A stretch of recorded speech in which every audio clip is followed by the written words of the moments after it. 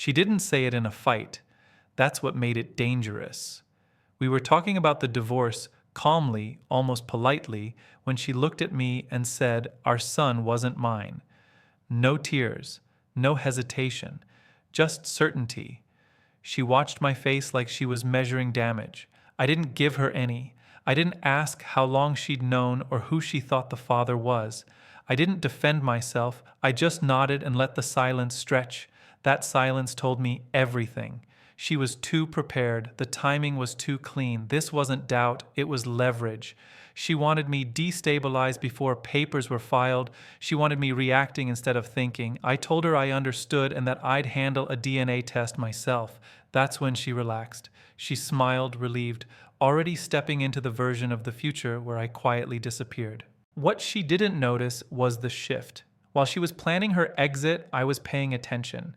I remembered the exact words she used, the moment she said them, who was in the room, how confident she sounded. Accusations like that don't come from nowhere, and they don't exist in isolation. I didn't argue because arguments disappear. Statements don't. That was the moment I stopped being emotional and started being precise. After that night, I did exactly what she expected. Nothing. No confrontation, no late night questions, no emotional swings. I kept the routine unchanged on purpose. Same mornings, same drop-offs, same dinners. Silence makes people assume control. She started talking more because she thought the outcome was settled. She repeated the claim casually a few days later, like it was already a fact. Once to her sister on speakerphone, once in a text she didn't think I'd see. Each time she used slightly different words, trying to find the version that sounded most reasonable. I didn't correct her. I didn't interrupt. I wrote it down.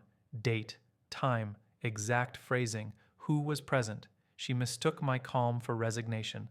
That gave her confidence. She began discussing logistics, money, custody, just in case. Not worried. Organized, like someone following a plan instead of reacting to a shock. That confirmed it.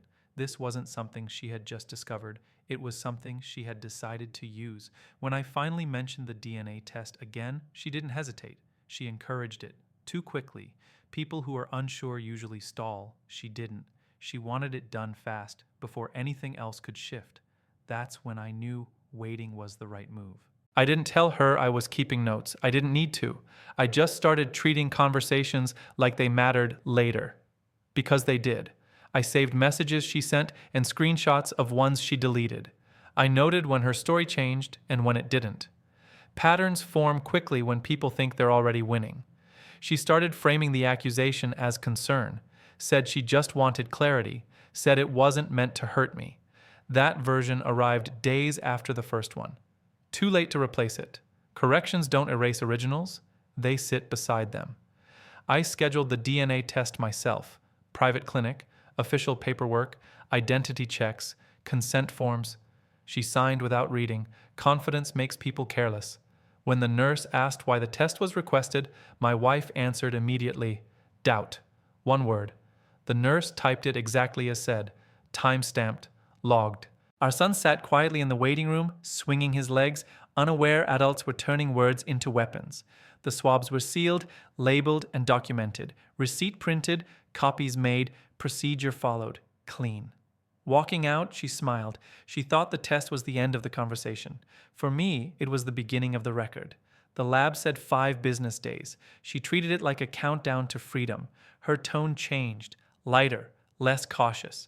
She talked about apartments and schedules like decisions had already been made. She stopped saying, our son, and started saying his name instead.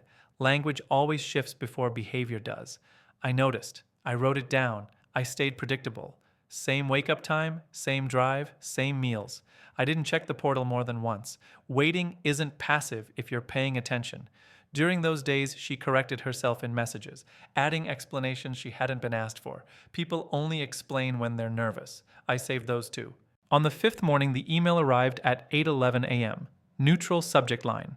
No drama. Just results. She opened it first. I could tell by the way the room went quiet and stayed that way too long. She scrolled, then scrolled back up. Like the numbers might change if she looked again. She said the lab must be wrong. Then she said tests fail. Then she said stress makes people say things they don't mean. 3 explanations in under a minute. I didn't respond. I forwarded the report to myself and archived it. Probability of paternity confirmed. Clear. Final. That's when she realized the test hadn't freed her. It had fixed her words in place. Her first move was denial. Quiet, controlled, temporary. She said she'd only said it out of anger, that it wasn't serious, that people say things during divorce talks they don't mean. I didn't challenge her. I asked one question instead. Can you put that in writing? She laughed a little too fast and said I was being dramatic. That answer told me everything. The correction started that night. A message apologizing for how it came out. Another saying, she never truly believed I wasn't the father. Each one walked the statement back just enough to feel safer. Each one confirmed the original claim existed. I saved them without responding. Corrections don't erase intent. They prove awareness. She tried affection next.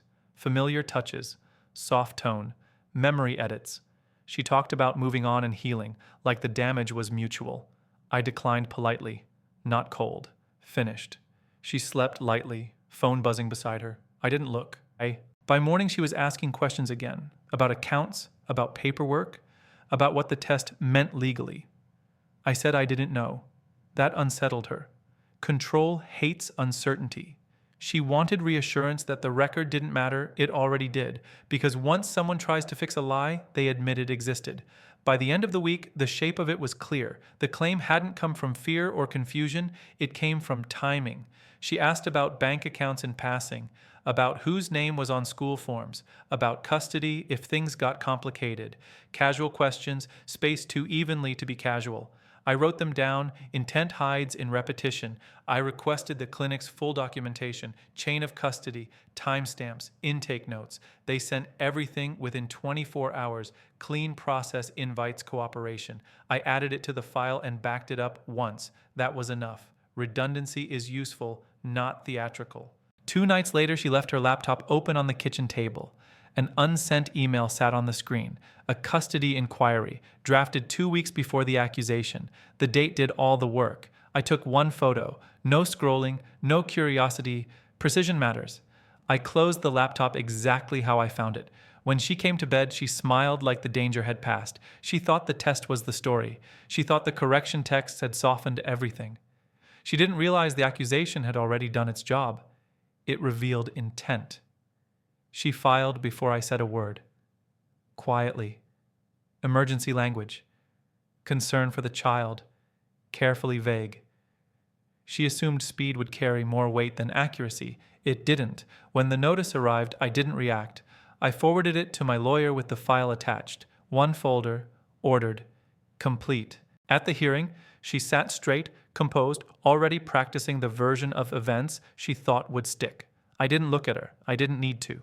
The judge read instead, slowly, dates first, then statements, then the sequence. When asked why paternity had been questioned, she spoke quickly. Stress, divorce, confusion. The judge nodded once and continued reading. My lawyer didn't argue. He didn't explain. He slid the documents forward. The original claim, the clinic consent, the test result, the correction messages sent after. Admissions don't soften when repeated, they harden. She tried to reframe it as fear. The judge pointed to the timeline. Fear doesn't draft custody inquiries weeks in advance. The room cooled, not dramatic, administrative. That's when outcomes stop being negotiable. She looked at me then, finally. I didn't respond, because the filing hadn't forced a fight. It had forced a record. The judge didn't rush. She asked questions instead, narrow ones, about timing, about sequence, about why an accusation that's serious appeared only when divorce was discussed. My wife answered carefully at first, then less so. The answers shifted. The file didn't. Each document landed in front of the judge in the order it happened, not the order my wife wanted it remembered. The DNA result mattered, but not the way she expected. It wasn't the center, it was confirmation. The judge focused on the statements around it, the confidence before the test, the corrections after, the gap between those 2 points. That gap told the story. My wife watched the stack grow thinner as the questions narrowed. At one point, the judge read one of her messages out loud, Slowly, exactly as written, no commentary, no emphasis. My wife tried to explain what she meant. The judge stopped her. Meaning doesn't replace wording once it's entered into the record. The room went quiet. Not tense, final. That's when my wife realized the hearing wasn't about proving who the father was, it was about proving who was telling the truth. The ruling came without drama. No raised voice, no lecture. The judge denied the emergency request and left custody unchanged. Then she added a paragraph to the record. Short, precise, it referenced false claims, strategic timing, and documented contradictions. Language that doesn't accuse but never forgets. My wife stared straight ahead as it was read. That paragraph mattered more than the decision itself. Her lawyer didn't object. He couldn't. Objections need gaps. The file had none. The judge closed it and moved on to the next case like this one had already been resolved in her mind. That's how you know it's final. Outside the courtroom, my wife tried to speak. I didn't stop. There was nothing left to clarify. She followed for a few steps, then slowed when she realized the performance was over. Without an audience, strategies collapse. I picked up our son from school like always. Same questions, same routine. He didn't need to know words had been used as weapons that morning. The decision wasn't a victory, it was a lock. The house was quiet that night. Not heavy, settled. She didn't bring it up again. She didn't need to. The record existed now, and records don't argue back. They just wait. We moved through separate routines, careful and distant, like people who understood the line had already been crossed. The divorce finished without surprises. No new accusations, no sudden concerns. The claim about paternity never appeared again, in court or out loud. It couldn't.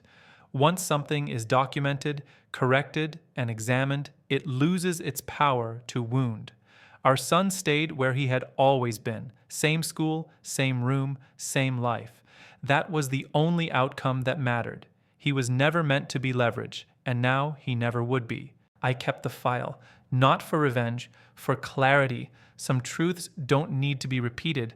They just need to exist, ready if they're ever questioned again. She tried to hurt me with a lie.